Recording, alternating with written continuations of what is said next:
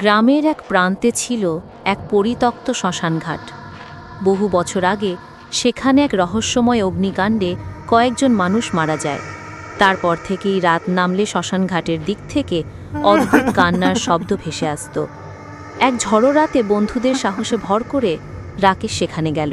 বাতাস হু হু করে বইছে, চারপাশে অন্ধকার আর শুকনো পাতা উঠছে। হঠাৎ সে দেখল দূরে এক জ্বলন্ত প্রদীপ নিজে থেকেই ভেসে বেড়াচ্ছে। কাছে যেতেই প্রদীপ নিভে গেল, আর চারপাশে হিমশীতল নিস্তব্ধতা। হঠাৎ পিছনে কারো পায়ের শব্দ।